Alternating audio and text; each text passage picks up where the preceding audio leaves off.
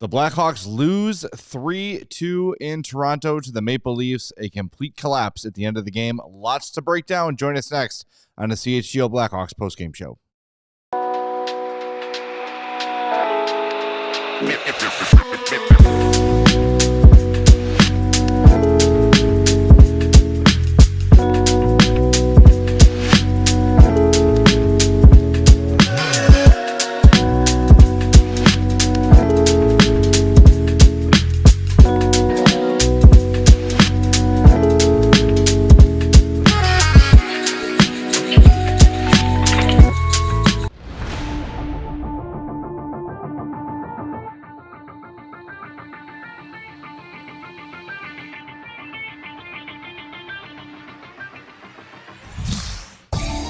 Welcome into the CHGO Blackhawks postgame podcast presented by Bet365. Whatever the moment, it's never ordinary at Bet365. Download the app and use our code CHGO365 when you sign up. I'm Zawaski. That's Mario Tirabassi. Chloe Thiel is here running the show for us tonight.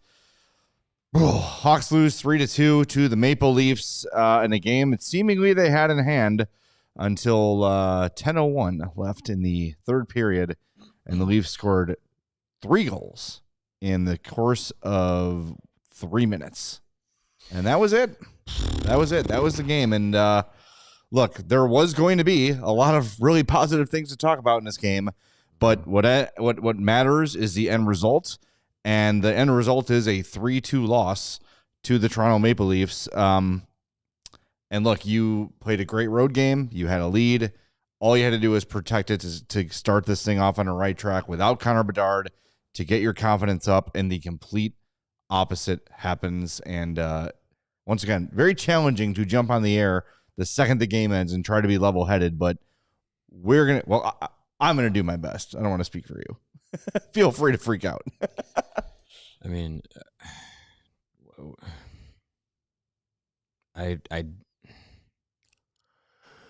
you're right. The first 50 minutes of this game was exactly how you wanted this team to play. First period, they were offensive minded to the tune of 2 goals. You got Jason Dickinson scoring a shorthanded goal. His first of his career, which we both were kind of like, really, first of his career? I don't know the penalty killing he's been doing, but yeah, first of his career. We thought Dominic Toninato had his first goal as a Blackhawk, but it's his first assist as a Blackhawk. Wyatt Kaiser with the shot from the blue line, and it's a goal that we were talking about that they would need to score. Like, get traffic, get rebounds, get deflections. You don't have to make things look pretty to score goals. No, you don't. So Wyatt Kaiser gets his third of the season. You're up 2-0 on the road. You play that second period better than most second periods you've played this season. You're solid defensively. Frank Nazar is making good efforts defensively, helping his guys out. Spencer Knight's playing solid. Third period, back and forth chances is a very even game up until the final. 10 minutes, and especially the final 3 minutes. Like, the game was very even, and then it just falls to pieces. And I won't even say the first goal that they give up is the turning point, because they followed it up with some great shifts. The response after giving up that goal, I remember looking at as the game had gone on over the next 5 minutes, looking at the clock and being like, they're still pushing. Like, they're still creating off. They're still trying to create offense. They're still prevent. Yeah, they weren't just trying to hold on to a 2-0 lead and get out of there. Like, they were actually, trying to turn it on at the end there. And then, you get the penalty late on Toninato. Ticky-tack, especially because moments earlier, Frank Nazar was pretty much tackled and held on the ice with no call. Right. It's so then you get the penalty on Toninato. They score, and then momentum's in the Leafs' favor. They've erased a 2-0 lead. It's 2-2, and immediately following that, you got Dakota Joshua burning. Oh, there's so much Louis wrong on that play. Crevier, And look, and the game's over. And a 6'8", and Dakota Joshua was a big dude too. Sure. But a 6'8" defenseman cannot lose a physical battle on the way of the net with a game on the line. At the same time, Spencer Knight can't let a puck dribble in on him and kick out a 6-foot rebound right in front of him. Yeah. Get the puck and freeze it. You need to slow things down. You see a potential bad situation occurring where Louis Crevier is being beaten to the puck, smother the puck, live to fight another day. There were a lot of bad decisions late. Look, the Austin Matthews goal, the second goal, it's just a great play by William Nylander behind the net, who is tied up with by Kaiser. The puck kind of farts out behind him, and he just swings his stick perfectly where the puck goes right to Austin Matthews, who is Austin friggin' Matthews, puts a beautiful roof shot over Spencer Knight. Fine. The Ekman Larson one is a shot that finds its way through traffic. Fine. But it's 2-2, and you have that opportunity 8 seconds after you get scored on. A harmless puck's rolling to you. Cover it up and catch your breath. Don't let it kick out 6 feet in front of you. And Louis Crevier, damn it, out-muscle somebody. This is something we've been talking about with this team is you've got these giant dudes on defense. Who of them play big? How can Louis Crevier get out-muscled, period? Yeah. The size, the dude is shredded. He's not a string bean. He's not like a wisp of a guy who just happens to be tall. Louis Crevier is jacked.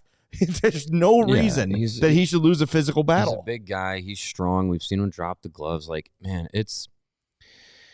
yeah, you're right. I mean, they have large defensemen, but they're not the most overpowering guys, and I think that's, I don't know. I don't know if that's something that you, because look, Vlasic and Crevier, they've been around professional hockey the last couple of seasons. This is what parts of five seasons for Vlasic now, seems like.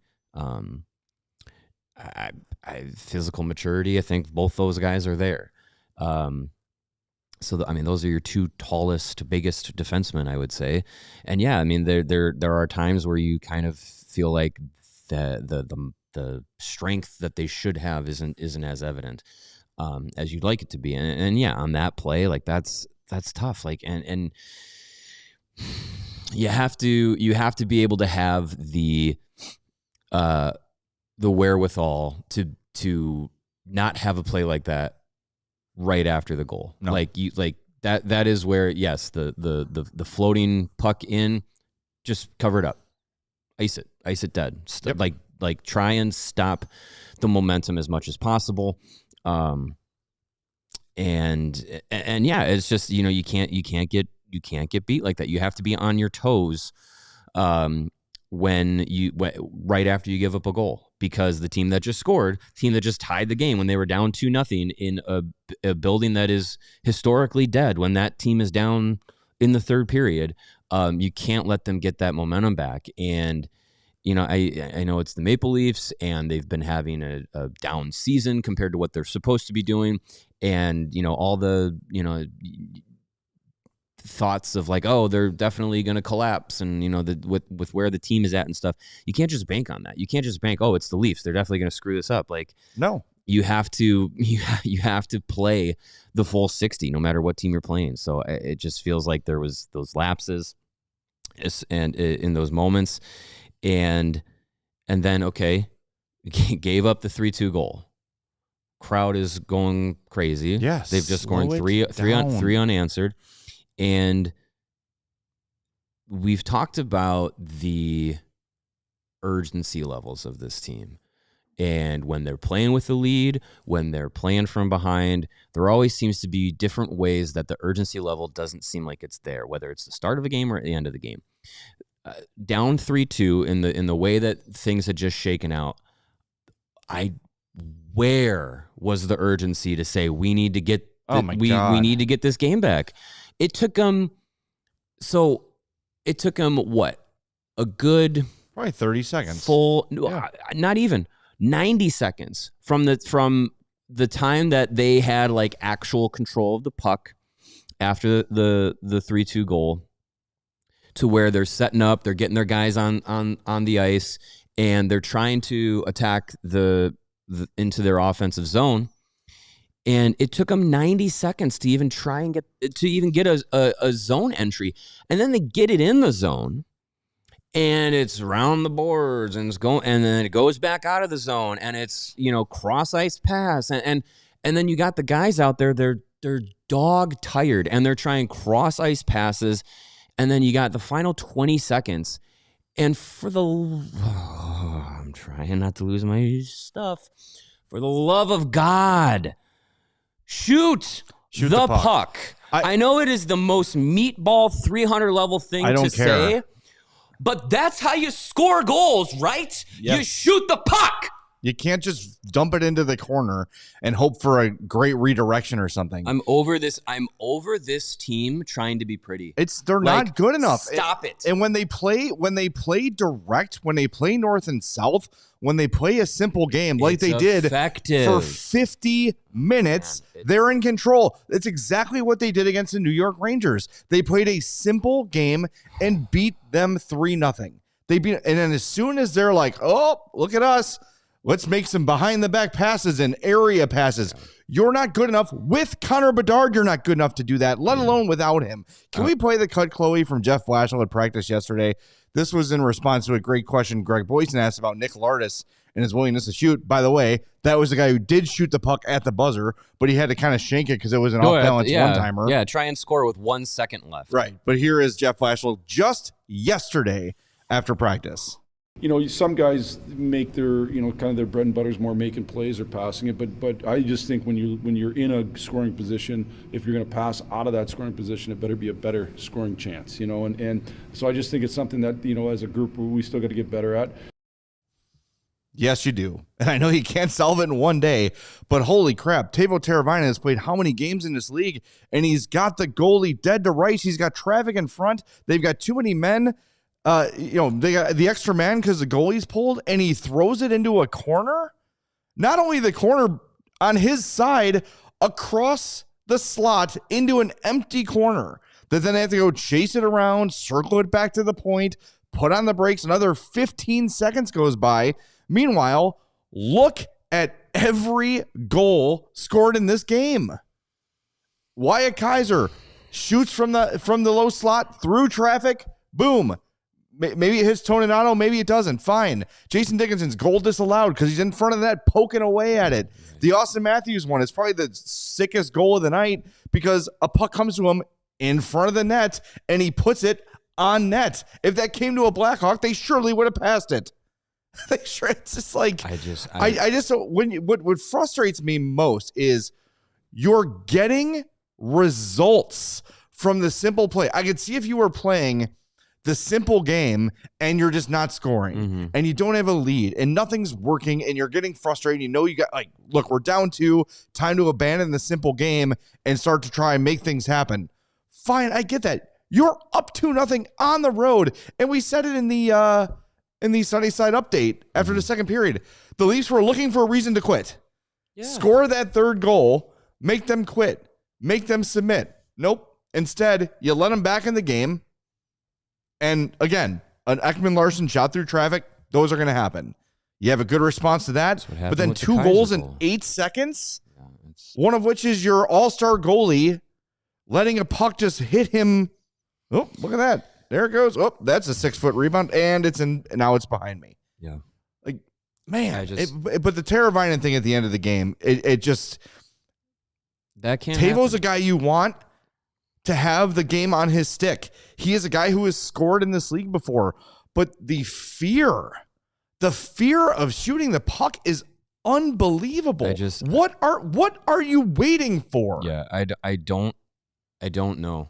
And this has been a symptom of this team for a number of years. Like this isn't just this team's problem, this game's problem. This has been a thing for years. Let's go to the break zone before I lose my mind. Well, we got to present our game pucks of the game. Better father, better husband, better man. Go to Game Day Men's Health. Visit GameDayCHGO.com to find the locations closest to you. Here's our game day men's health game puck nominees. I'm going with Wyatt Kaiser, who had the highest game score for either team in the game, on the ice for 15 shots for, 7 against at even strength. That's a 68% Corsi. He was just outstanding. So many battles won, 6 scoring chances for, 2 against with him on the ice. It's a shame that William Nylander was able to get his stick on a loose puck right out to Austin Matthews after he still battled him the way he was supposed to behind the net. I thought Wyatt Kaiser was great, so that's my nominee. I went with Jason Dickinson. Could have had 2 goals in this game. And just, all over the ice. We talked about this team needing a group effort to pick up the slack of Connor Bedard, and he's one of the guys that I hope can play bigger roles with Bedard out. And tonight was a good second, but tonight was a good effort in that being the reality for the Blackhawks. All right, we're going to hit the break zone. Do us a favor if you've not done it yet. Please hit that like button. We have 400 people watching, only 94 likes. We know you're frustrated about the loss. You're not frustrated with us. Hit that like button. Either way, it helps us out big time. So please hit it. We'll be back in 2 minutes with more on CHGO Blackhawks. Whatever the sport, the app to bet it is Circa Sports Illinois. Circa Sports, it's sports betting the way that it should be. Circa Sports Illinois has high betting limits, low holds, and exceptional customer service. The best customer service around, I've been told. It's true. You can bet on all of your favorite teams in every game this season, and even more fun, you can bet on all your least favorite teams in every game this season. Whether it's spreads, props, futures, in-game, or anything else, Circa Sports has it. Fund and bet like a pro from anywhere, anytime in Illinois. You can download your new bookie today at circasports.com. That's circasports.com. You must be 21 or older. And, of course, if you or someone you know has a gambling problem, you or someone you know can call 1-800-GAMBLER. Again, that number is 1-800-GAMBLER. And it's Blackhawks and Bulls season on Chicago Sports Network and just in general. Yes. Bulls and Hawks season. I've heard. If you want to watch the Bulls and or Hawks, visit chsn.com/podcast to sign up for your 7-day free trial of the All Access plan, which gives you access to over 300 live games per year. Now, once that trial's over, the All Access plan, $29.99 a month. Great, you get everything. You just want the Hawks. You only care about the Hawks. $19.99 a month. Same deal for only Bulls or only Sox. You've got options with CHSN. Catch every basket and every goal from your mobile device, TV, or wherever you want to watch. CHSN is your home for the Hawks and Bulls all season long. Chicago Sports Network, your home stream advantage. CHSN is also available on Xfinity, DirecTV, DirecTV Stream, and Fubo, so you have plenty of options. Visit chsn.com for more details. All right, we are back on CHGO Blackhawks. Some post-game quotes rolling in. Wyatt Kaiser getting philosophical. He says, quote, "You feel like you have control most of the game and then quick turns. It's the game of hockey. Life, too. It's a little crazy." That's Wyatt Kaiser after the game. Boy, oh boy. Let's get to some super chats here. Life, huh? Yeah, how about that? $2 for McLovin says, "Bench Tavo. If you don't shoot, you don't play." Okay. I doubt that's going to happen. That's not going to happen. But I think you communicate the message to him. Yes, relay that message. Gen Z 75, $5 says disappointing and inexcusable. Yeah. Yeah, I would agree with that. It's very disappointing, and not shooting the puck in those moments is inexcusable.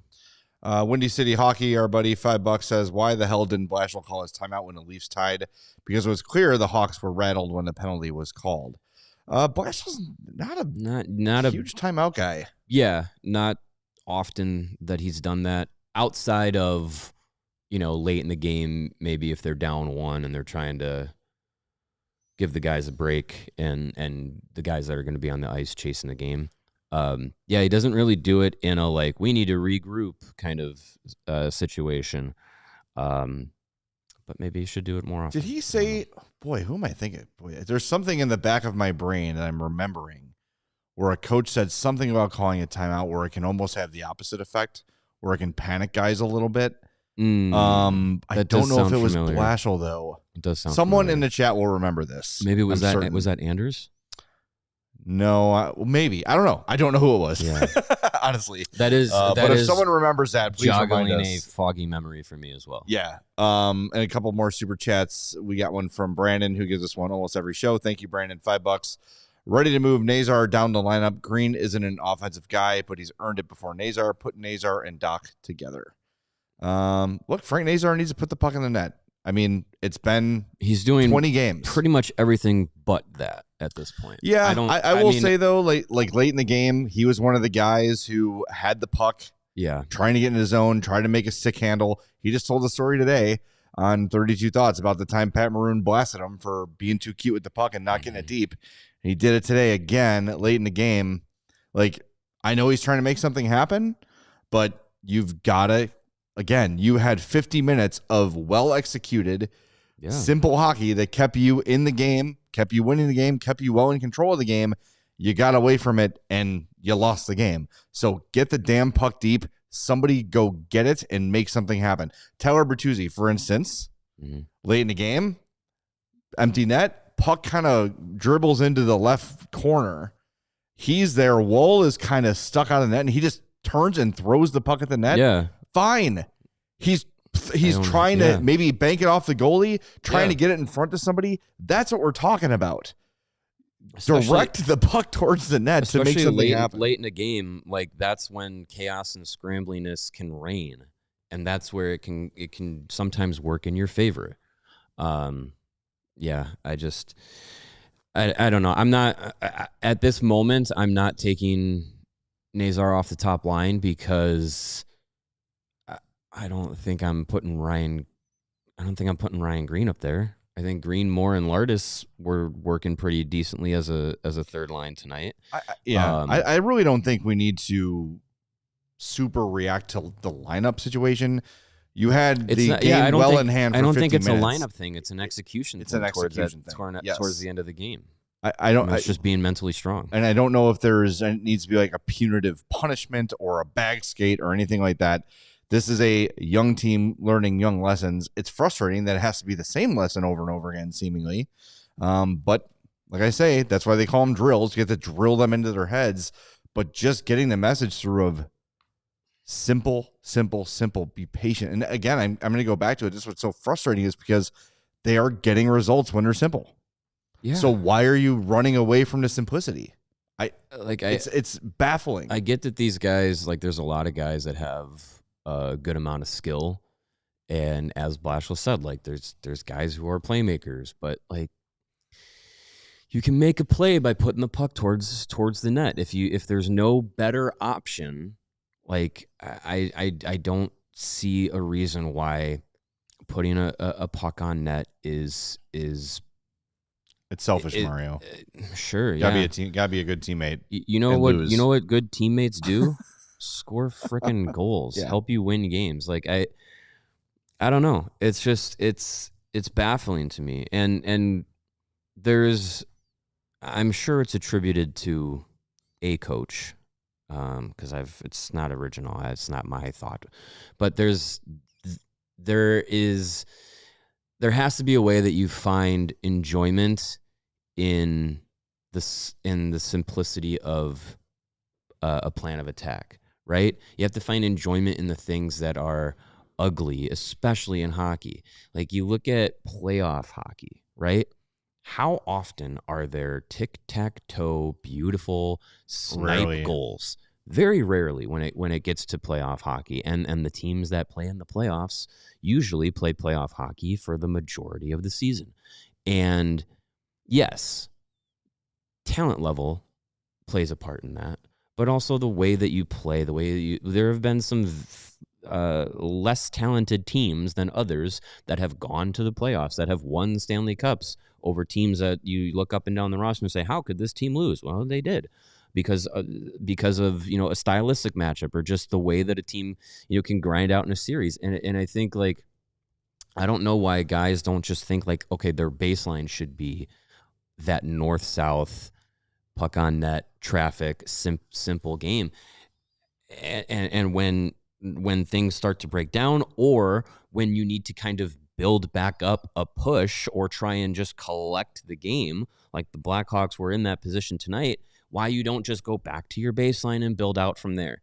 And they don't have Connor Bedard, so you don't have the guy that's going to 9 times out of 10 score that really nice top corner snipe goal, or could make that really nice cross crease right on your tape pass.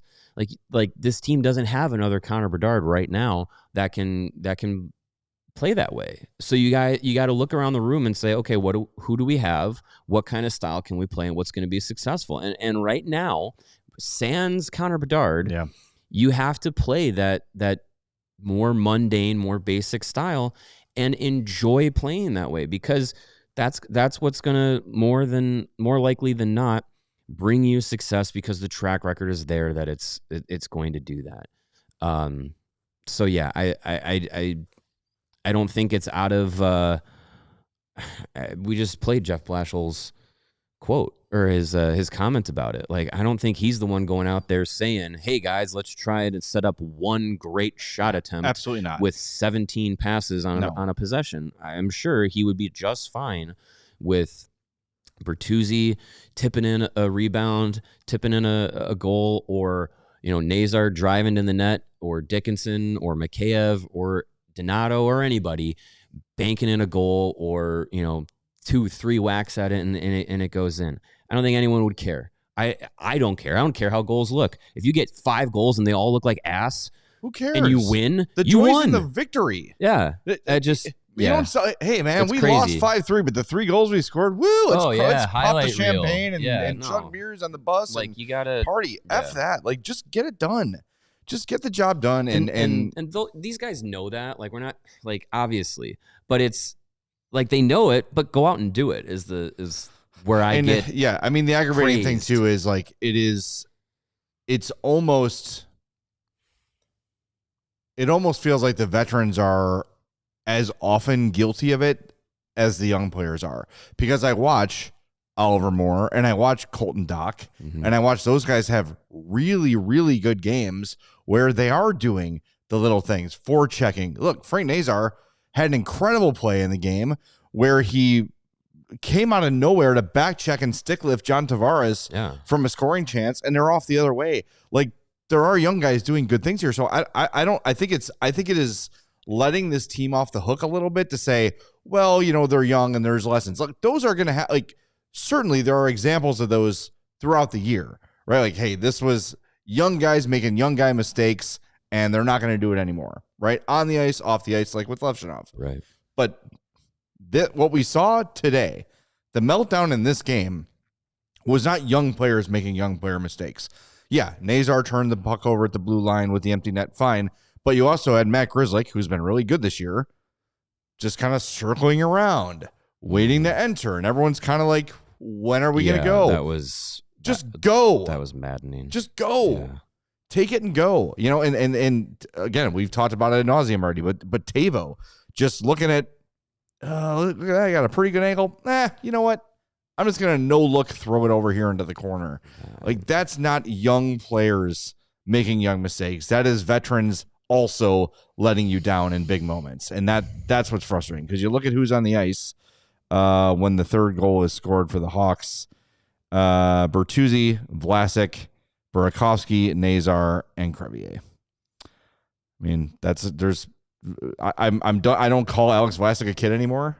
No, he's got enough NHL experience where he's not a kid anymore. He's young, but he's been here basically the longest besides Connor Murphy. Yeah, I don't know. Is that true? Wait, yeah, Who else would it be? It is. Yeah, it's not Donato. It's not. No. Yeah. Besides Connor Murphy, Alex Vlasic's been here the longest. So no, he's not. He might be young, but he's not a kid on this team. All right, we're going to hit the break zone one more time. Actually, 2 more times, but this is the first one before the last one. This is the most recent break zone. Exactly. So, again, 407 people watching. We love you. Thanks for being here. Hit that like button. We're back in 2 minutes. Whether it's peak performance, becoming a better father, a better husband, or a better man, Game Day Men's Health wants to support every man's health journey through personalized care tailored to your goals. It's a very easy, quick process. You can be in and out of their clinics in an hour. You can get personal care from their family and locally owned clinics, and their success rate is extremely high, and they have a lot of different services that they offer. If you're looking to boost your testosterone, if you got low T, they can help you with that. If you want to get some vitamin B, vitamin D, whatever it is, you can do all their vitamin supplements. You can also go on their weight loss program, lose a couple of pounds. And if you're like me and your hair isn't what it used to be, they have a hair loss treatment made for you. Start your best life with Game Day Men's Health. You can scan the QR code on the screen or go to GameDayCHGO.com to find the location nearest to you. Aimed at specifically me. If you're a last-minute shopper like me, you know the feeling. The shelves are empty. You have no ideas because your brain is empty. Well, guess what? You don't need to use your brain. Get the best possible gift for the loved one in your life with Aura Frames, the solution for a gift that feels personal. You can upload unlimited photos and videos to your frame, share the info with relatives, neighbors, friends, strangers on the street. If you're into that, whatever, they can send their photos to the loved one's frame. It is amazing. And you can personalize your gift so you can add a message before it arrives. You can preload the frame with pictures. You can't rep togetherness, but you can frame it. And for a limited time, save on Aura Frames by going to auraframes.com to get $35 off Aura's best-selling Carver matte frames, named #1 by Wirecutter. Use our code CHGO at checkout. That's auraframes.com, code CHGO. This is only for you, the CHGO listener, so hurry up and grab them before they're gone. Terms and conditions apply. All right, we are back on CHGO Blackhawks, and we got a comment from Gen Z in the chat, and Gen Z said, challenge for you both, 5 reasons to be positive. That was tied to a super chat. So 5 reasons to be positive about the Blackhawks. Dylon. That is there's a hip reference. So to be positive, or what about this game? I think about just the team forward? in general, yes. I think you're still positive about Spencer Knight, the way he's been playing. That third goal was bad, but he also, I think, up until that final few minute sequence, puts you in a position to be winning that game. So even though you don't get the win, even though it played out the way it did, I'm still chalking Spencer Knight up to being a positive. Oliver Moore, I really like his game. I feel like he is going to be this guy that is going to be a high energy effort, forechecking menace when he finds his true footing in the NHL, but already like he's playing that style.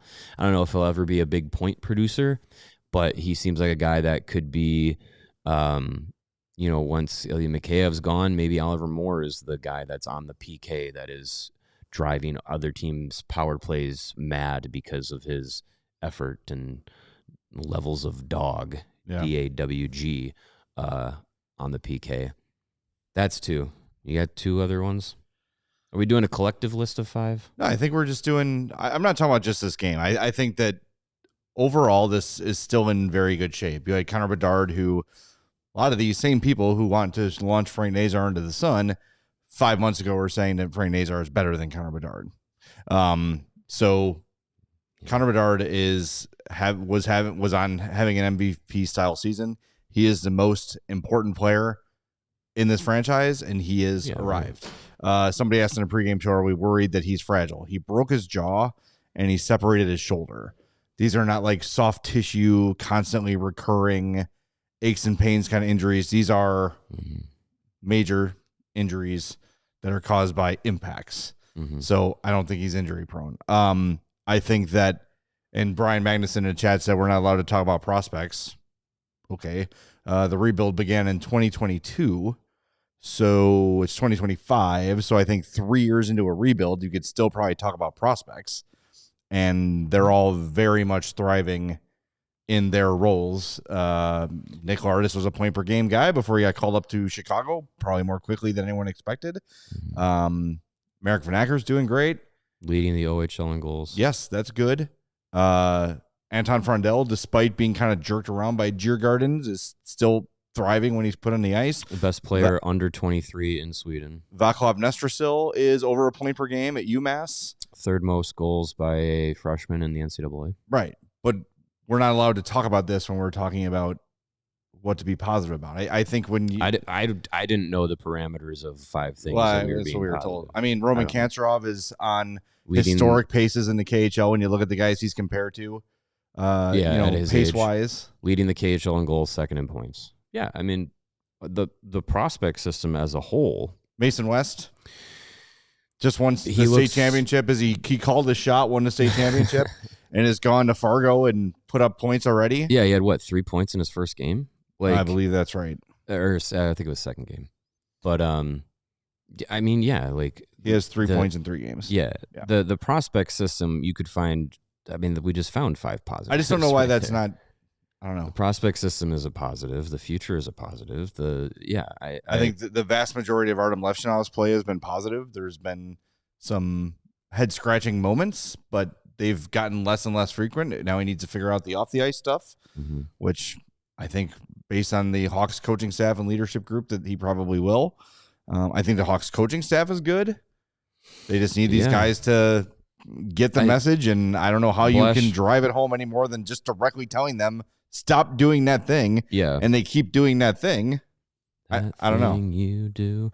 Blashill is and staff has been a definitely a positive. It's been, I know we all were back in the summer kind of underwhelmed by that hire, but given how things have transpired since he's taken over, and I think it's definitely a positive to have, him and Mike Vellucci and Michael Pekka and that coaching staff.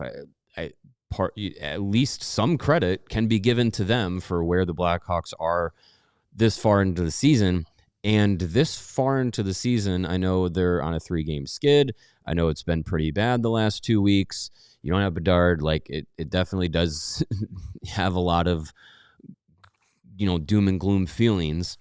But at the, in the collective 33 or 34 games, however many it's been, they're still ahead of schedule for this season. And you give some credit to the coaching staff for putting them into positions to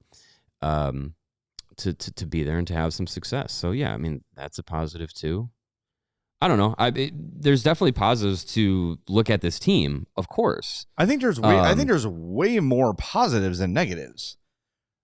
I mean, if you honestly did you come into you the listener, did you come into the 2025-26 Blackhawks season being like, every point matters, every result matters, every win, every loss, every overtime loss is live or die, and it's going to dictate the success of this franchise from years on?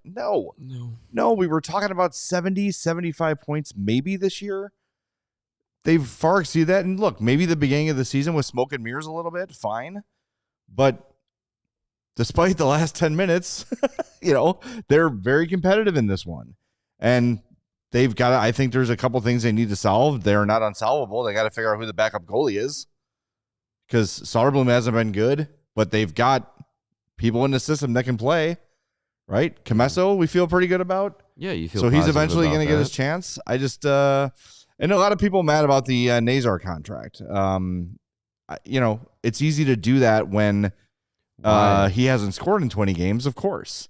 But I don't recall a lot of people locally having a problem with that deal when it was signed. No, the people who were calling him Nazar on broadcast had a big issue with it because they didn't know who the hell he was. No, and that is, it's a contract for what he can become, not what he is. Right. You pay for the future, not the past. Or the current. The sample size that he's been, the sample size that he had when he got that, it fits what you would think he's going to be when he starts to fully realize his NHL potential. And he's not there yet. He's only scratching the surface. And right now, with where he's at, and we know he's not 100%. He's still a guy that is very serviceable in the role that he's in right now. Being able to be fast and create chances is a big part of his game. Being responsible defensively, being engaged with his speed defensively. It happened tonight. Like, that is part of his game as well. So guys go through goal scoring droughts. You don't want them to last as long as they've lasted, as this one has for Frank Nazar. But everything else, like, he's doing what you would want him to do. And when he breaks his goal scoring slump, I think the idea that he's going to be overpaid or whatever is going to go out the window, because he's not even close to being fully realized as an NHL guy. And just to remind people, despite not scoring a goal since October 28th, Frank Nazar is still on a 53-point pace. Like, that's about where we thought he'd probably be this year. Yeah, I mean, we got really excited through the month of October when he was on pace for 80 points. But that's October. Again, yeah. So the Blackhawks were on pace for like 102 points in October, right?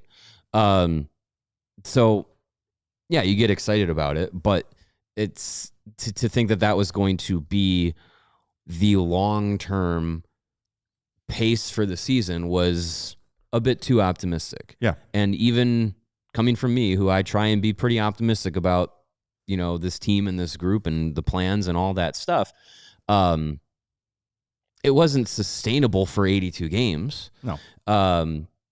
So, I think if Frank Nazar, if he finishes out this season and he's in the 50 to 60 point range for his first full NHL season, I mean, I feel like that's where we would have expected him to be. That's where we would have liked him to be. And I think that's completely attainable for him.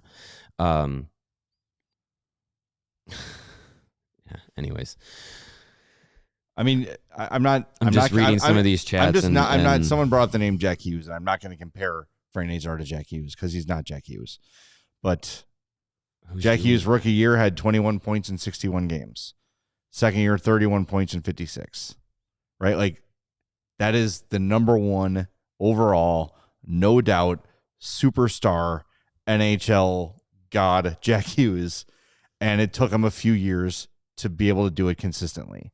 Nathan McKinnon, the same thing. And again, I'm not comparing him, but I'm saying, hey, Connor Bedard, who we witnessed in this town, was called generational for several years leading up to the draft he was drafted in. So generational for 2 or 3 years before he was even draft eligible. Right. It took him until year 3 to become a point per game pace player. Frank Nazar, first round pick, middle of the first round. Right. It's Frank Nazar's ultimate development is nowhere close to completed. None of these guys, and we said Alex Vlasic is a veteran. Alex Vlasic, I don't think, has reached his full potential yet. So I don't know. I know that losses are frustrating. But it is a frustrating night. There's no doubt about it. And I understand why people are frustrated. Like someone in the chat just said, would you rather have Bedard and Levchinov or Fantilli and Celebrini? Well, no one has Fantilli and Celebrini. Fantilli is on the Blue Jackets. Celebrini's on the Sharks. I don't know how they would. It's like you're twisting yourself in knots to be mad. Be mad about the loss. Be mad about the way they lost. Be mad at the fact that this team let a 2-goal lead slip away. But tonight does nothing to inform what the next 3, 4, 5 years of Blackhawks hockey is going to be. It simply does not. It doesn't. If you're losing faith that quickly, I don't know what to tell you. All right, we have Jeff Blashill audio standing by. Definitely want to hear from him. Maybe a couple select players as well. In the meantime, make sure you get your votes in for Game Puck. Make sure you hit that like button. We'll be back in 2 minutes on CHGO Blackhawks. There is nothing like attending an NHL game. It is the absolute best. And if you're looking to attend an NHL game, the Game Time app gives the advantage back to fans. It's the hack for unlocking amazing tickets and experiences in just a few taps. It's super easy to use. And the Game Time guarantee means you can trust you're going to get 100% authentic tickets on time and at the best price. Great features. The view from your seat. So if you're going out of town, you're going to Canada for the Hawks road trip here, you want to know what the views are, you don't want to get a bad seat, you get a panoramic view in the app before you buy, and all the fees are included. So you're not going to get to checkout and have a mystery $75 tag itself onto the total you were expecting. It's all right there in black and white and green, because those are the colors. It's great. Take the guesswork out of buying NHL tickets at Game Time. Download the app, create an account, use our code CHGO for $20 off your first purchase. Terms apply. Again, create an account, use our code CHGO for $20 off. Swipe, tap, ticket, go. Download the Game Time app today. Athletes, I have a question for you. Are you serious about leveling up your game? If the answer is yes, and it should be, the right coach can change everything. And right now, finding the right coach is easy with Eye on the Ball. Doesn't matter if you're a kid just starting out or you're competing at the top levels. You can sign up totally free at eyeontheball.net. All you got to do is create your profile and search through coaches in your sport and connect directly with the one that's right for you. From soccer to swimming, baseball to basketball, football to hockey, you name it. The coaches are there waiting for you to choose them to level up their game. Hobby horsing? What? Yeah, we jump on the horse on the stick. It's a sport. Look it up. I feel comfortable saying it's not at eyeontheball.net, but all those other sports are, as are the coaches for them at eyeontheball.net. Join today, find your coach, and take your game to the next level. Hobby horsing? Yeah. All right, we're back on CHGO Blackhawks. Jeff Blashill we'll hear from in a moment. We're going to hear from Jason Dickinson as well. But Suck My Buttle says it's kind of funny. A lot of fans were like, they're going to fall off soon, and CHGO disagreed. Now they're acting as if they weren't pushing that. I don't know if we disagreed that there'd be a fallout. I think what we were saying was that this team is significantly better than they were last year. They're competitive in most games. They have turned a corner. It's not like this year is nothing like the last 2 years. And if you think that's true, you're just not watching. Well, Suck My Buttle. If that is your real name. The way that they were playing was creating high danger chances and scoring at a 25% rate on creating those high danger chances, but they're not creating the high danger chances at the same pace that they were to begin the season. You were limiting high danger chances against. You were limiting shots within the, for lack of a better term, danger zone. And they haven't been able to do that. So as your offense changes and as your defense changes, your results will change. So it's not that we were at least in my brain, what I remember is that we weren't denying that it was unsustainable. It's just when you find a way to play in a way that is successful, you got to stick with it. And I feel like what's happened is that over these last couple of games, where, it's the 6-0 loss to the Kings, the 7-1 loss to the Ducks. Some ugly ones. The Red Wings lost. This loss. Even this loss, I'm not even like, for the bird's eye view of 60 minutes of hockey, 55 of them, I'm very okay with. Yeah, content with it. But it's just, you have to be able to find your game, find your identity, lean into it. And when you deviate away from it, then that's going to give you a lot of challenges. It's going to give you more uphill battles. And the other part of it is what we've heard over the last 2 weeks, almost ad nauseum, and what we've heard consistently over the whole course of the season. It's just been more often because the games have been problematic, is that it's an everyday league. You have to come ready to play every day. Practice, morning skate, game days. Like, you have to be ready to go. And yeah, is it hard to do that for 82 games a season? Sure, I agree. But you can't be night in and night out trying to find ways to be successful with B games. You got to be able to find your A games. Right. And I feel like this team, for whatever reason, too many guys don't have their A games enough. And when that happens, again, the things start to fall off. So I don't think it's necessarily that we were denying that a fall off could happen.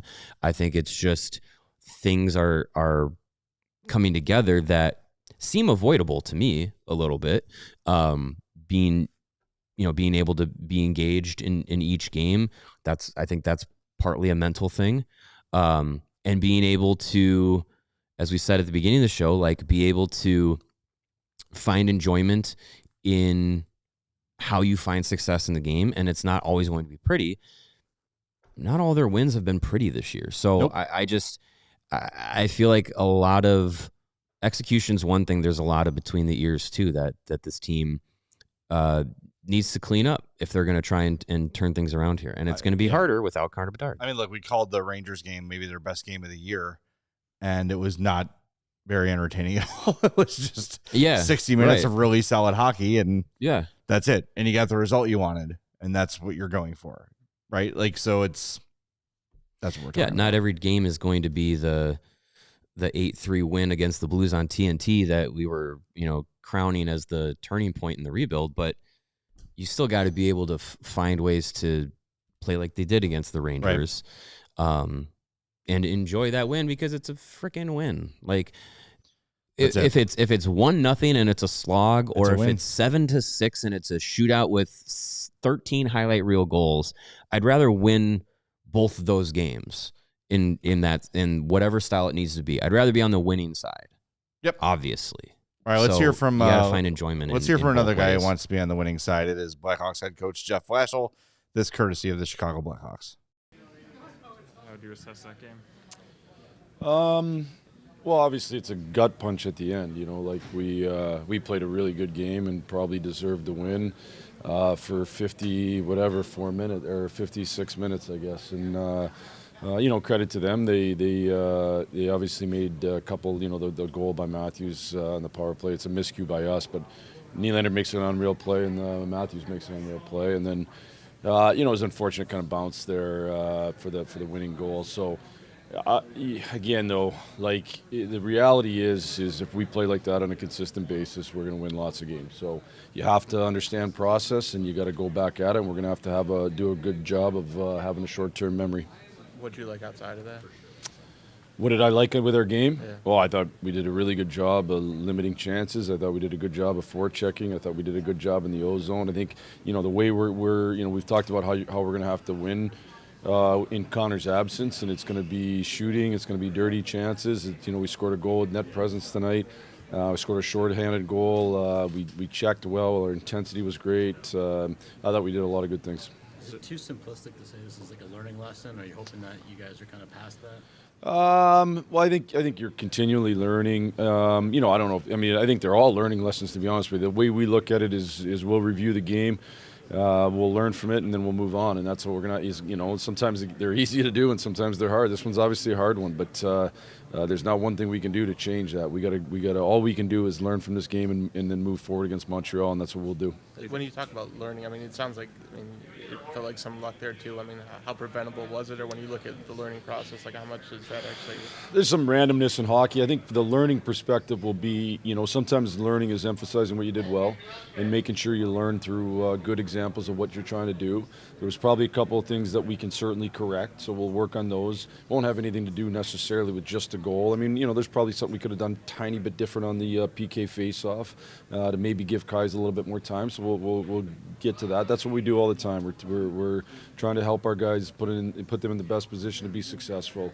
The end result's the end result, and it's super disappointing because we played good enough to win, but we got to find a way to finish it, obviously. But again, if we do that again on Thursday, I think we put ourselves in good position to win. Now we got to find a way to do it. On power play, and then also on the 6-on-5 late, it looked like just kind of needing someone to take over the way Connor would have and run it. Do you need someone to step up in that kind of role? Yeah, I mean, the 6-on-5 was a little bit chaotic because we couldn't get a whistle. So it ended up being 2K. We couldn't get it deep, then we couldn't get a whistle. So then it became super chaotic.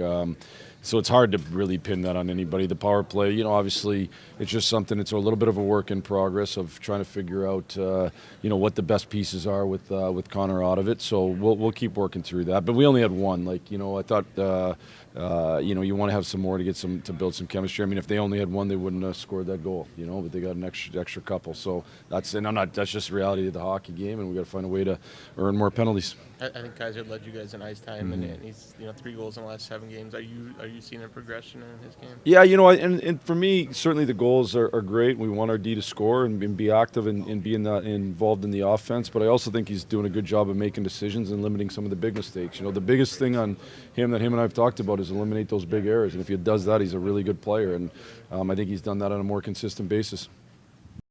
All right, that's Jeff Blashill, courtesy of the Blackhawks. With that, we are ready to name our Game Day Men's Health Game Puck winner. Better father, better husband, better man. Go to Game Day Men's Health. Visit GameDayCHGO.com to find locations nearest you.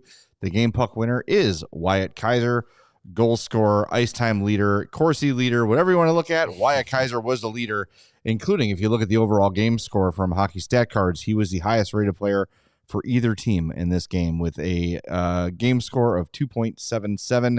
Right ahead of Austin Matthews, 2.51. So there you go. Great game for Wyatt Kaiser. Yeah, pretty good game defensively. Had the goal. Not much more you can ask from him. Do we hear from Jason Dickinson? Yeah, why don't we hear from Large J Dick? Is he ready to go? Yeah. I'm looking at the preview Dickinson screen of Jason Dickinson right now, and it looks like he is about to be murdered by a nun or some sort of clown. That is a. He looks like the Hawks have filmed these videos with He like looks shocked. very high end lenses and filters. Can we just show the preview? Can you do that? Oh, you had published is going to play. All right, well, let's just play it and just focus on the first frame. Scott Powers, that is the nun, as you say. Scaring him. Yes. Fair enough. Here's Jason Dickinson, courtesy of the Blackhawks. Yeah, that one sucks. I felt like we played a really good road game for about 90% of it. You know, that penalty sucks. The timing of it really doesn't leave much to gain momentum back. We would obviously not like to give that goal up. And then the third one's just unfortunate. Maybe momentum was going their way, and you know, a guy got to a loose puck and puts it in the net. It really was just a matter of those 3 chances that felt like they burned us.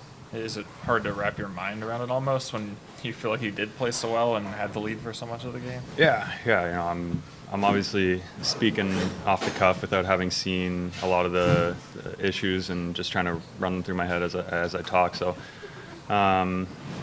we'll get to watch it and go over some things and talk about why maybe it happened. Maybe there's some neutral zone things that we could have done to slow them down a little bit more and avoid giving them any zone time at all. So, you know, there's a lot to go over and still learn from and come back to play Thursday. It felt like most of the game, I mean, structurally, and I mean, you guys are limiting their chances. I mean, I guess through those, you know, first 17 minutes, or what were you guys doing so effectively? I think we were skating really well, and we were all connected on the forecheck, and whether it was forechecking in the neutral zone or in the offensive zone, we were getting on pucks and creating turnovers and opportunities to track back up the ice and get offense and just play hard, really. It was not a beautiful game by any stretch of the imagination, but it was a good road game. What did you think of the goal that got disallowed on the interference? Yeah, I mean, the puck was kind of sitting there right in between his legs, so I took a shot at it, and there was a 50-50 chance that the league would overturn it. I know they want to get the call right, so I haven't seen it, but I'm going to side with them that I assume it must have been the right call. It looked like the puck was loose. Did you see the puck? I thought I did, and it dropped between his legs, but then once he closed up, maybe it was no longer there. It probably did get his pad too much in order for them to overturn it. You know, they like to side with the call on the ice more often than not. There has to be definitive evidence that they're going to overturn it. obviously it was an important call because you guys would have went on the power play and you would have had the goal. Sure, yeah, absolutely. Those moments happen all the time. It was early enough in the game that, if we get to the power play and we score, or if we don't, it is kind of whatever it is. We still ended up 2-0 after the first, and we could have taken control at many other times. I think we had another power play shortly after that could have easily been a goal that took things over. That's Jason Dickinson, courtesy of the Blackhawks. Typical good stuff from him there. We are going to hit overtime for a few minutes here. So if you're watching us on the fast channels, that would be your Roku, your Samsungs, your Xfinities, etc. Switch on over to allchgo.com to continue watching the show. He's a little more not pissed than I expected. Yeah, I mean, it sounded like he's, again, as Ben kind of said in his tweet earlier, it seems like the Blackhawks probably had a bit of a shock feeling in this game, and it kind of seems like Dickinson's just absorbing the loss in the moment and trying to figure out how to process it. So, yeah, I mean, maybe he's not as angry or upset or anything like that. And honestly, like, again, when you have 55 to 57 minutes of hockey that you say, you know what, that's hockey that we're okay with playing. Yeah. It was bringing us a result that you want. It's hard to completely throw away the entire effort, but these games come down to moments, and you want your team to be mentally tough and prepared for those moments. And it seems like when some of these moments are happening, especially recently, then this team seems to be on the wrong end of them. So I don't know if it comes down to, I think it will come down to earning and creating their own moments. But also you got to respond when they happen against you. So, yeah, I understand the frustration, and Rooney kind of says it well in the chat, saying like people that are frustrated about the loss are right. People telling people to zoom out are right. And I think both those things are correct. Like, there's nothing wrong with being frustrated after a frustrating loss. It was certainly a frustrating loss. I just don't want people to extrapolate what happened tonight to like fire the coach, fire the GM, trade everybody. Like, it's just, I know that's raw emotion. I know that's people fired up and you just watched it and you jumped on the post game, which we love and we appreciate. But this is still heading in the right direction. And if you ask around hockey, you ask around other team scouts, other teams coaches, other teams players, they all sort of see what's going on here. They all can sense the change. They can sense the tide changing a little bit in the Hawks' favor, and it's going to be fine. It's going to be fine. It's a bad loss. There's no doubt about it. It's frustrating, but like kind of like what you're saying, Mario, I'm more frustrated in the moments that seemed preventable. The game-winning goal seemed preventable. The way they approached the last minute and a half of the game seemed preventable. Other than that, I don't have a ton of complaints about this, right? Like, it's just, I don't know. It's just, it's the two goals before the game winner were shot through traffic, which is what we've been preaching for the Hawks to do all day. right. So the Leafs are going to do it and they get success. Not surprising. That's how you score goals in this league. And then you have maybe the game's second best goal scorer active right now in Austin Matthews score a goal that he and a handful of others can score, and you're tied. And then 8 seconds later, two bad plays by two pretty good players, and you lose the game. Yeah. And then you can't do anything with the puck in the last minute and a half. So that's it. That's the story of the game. We're on to Montreal We are on to Montreal. Thursday. Who lost tonight? Oh, my God.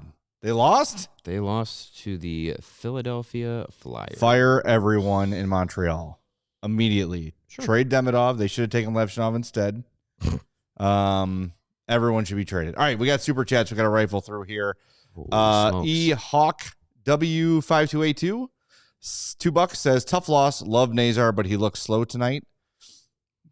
I didn't notice the speed thing. I saw some mishandles, which were frustrating. James Eastman, hope I said that right, says for $2 says Nazar needs 1 goal, then the floodgates open, and another $2 says simple hockey is effective hockey, fundamentals win. That is the message of today's show. Yes. Thank you very much. DJ Schnell, I like his at Hawks games, says, I feel like we're missing veteran leadership. Would any trades make sense? Stamkos, Deneau, Schmaltz, Garland, etc. Also, I miss Connor. We all miss Connor. That's true. I don't think any of the names you listed are going to help in the long term. I know I talked about Connor Garland the other day, and after reflecting on the contract and the age and the size and all of it, I've sort of talked myself out of that a little bit. I mean, I like Connor Garland. If they went out and added Connor Garland to this group, I would be happy about it. I'm just not giving up anything important for him. Kyle Davis is just not going to do that. Yeah, it's just not in his just style. Not happening. $2 from Gen Z again.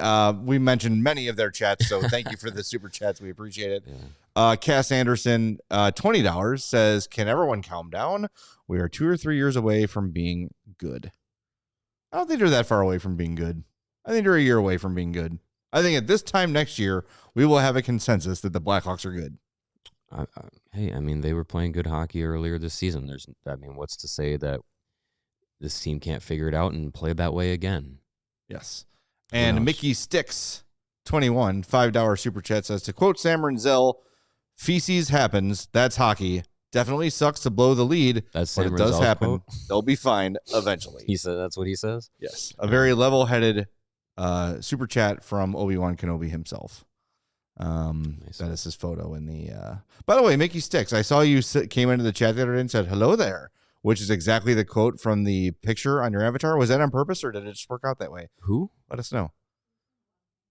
Obi-Wan Kenobi. You have to know. Oh. I thought you said Nikki. Okay, so I thought you said Nikki Six. I'm like, what? No, Nikki Six. Mickey Sticks is the person we're talking about on the screen. His avatar is Obi-Wan Kenobi. That scene is Obi-Wan Kenobi saying, hello there, right before he fights General Grievous. I do know who And he General came Grievous into the is. chat and said, hello there, the other day. And I want to know if that was something he does every show because of his avatar, or if it was just a fun maybe that's his shtick. It could be. It could be. You know what? I have not noticed or connected those dots. That's very astute of you, Jay. Oh, And me, the person reading all the chats, would never make that connection. I put the ass in astute. What I do. Hey-o. All right, we're back tomorrow at 3. Throw that astute in a circle. More fun, more frivolity on CHGO Blackhawks tomorrow at 3. Tomorrow? We do have a show. Yes. Yes. So I'm promoting it. Cool. We'll be here. If you got some, maybe we'll do some mailbag stuff. We'll see. We got to see what the day brings. You have thoughts on that? What do you want to do instead? Smelling salts. Great. Go for it. All right. We'll talk to you tomorrow at 3 on CHGO Blackhawks.